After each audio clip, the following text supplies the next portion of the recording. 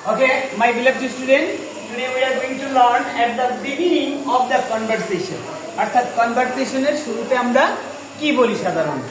দেখো, এটা good morning, good afternoon, good evening mostly depends on time.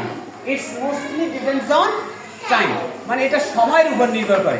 আমরা কখন গুড মর্নিং বলি? সকালে।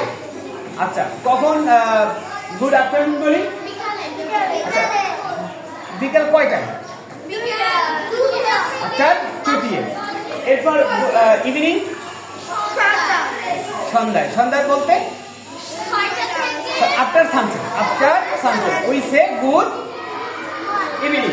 তাহলে আমরা যখন সকাল হয় তখন বলি গুড মর্নিং, এবং দুপুরের সময় বলি কি গুড আফটারনুন, অর্থাৎ সেটা দুইটার পরে।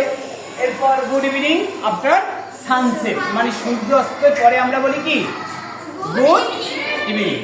এরপর কনভারসেশন শুরু করার আগে এই কথা বলার পরে আমরা বলতে পারি nice to meet you, nice to nice to see you. There are difference between nice to meet you, nice to see you. Nice to meet you এবং নাইস টু সি ইউর ভিতর পার্থক্য আছে। পার্থক্যটা কি?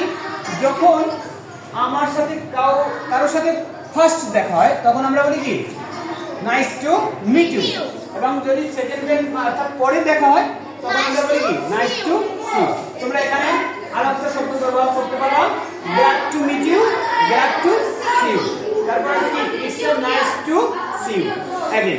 এখন এই বাক্যগুলো যখন তোমাদের কনভারসেশন করবে তুমি বারবার ব্যবহার করতে করতে একেবারে হয়ে যাবে, মানে অভ্যাস হয়ে যাবে। Good morning, glad to meet you, good morning, nice to see you, এরকম বলবো। ঠিক আছে, ধন্যবাদ।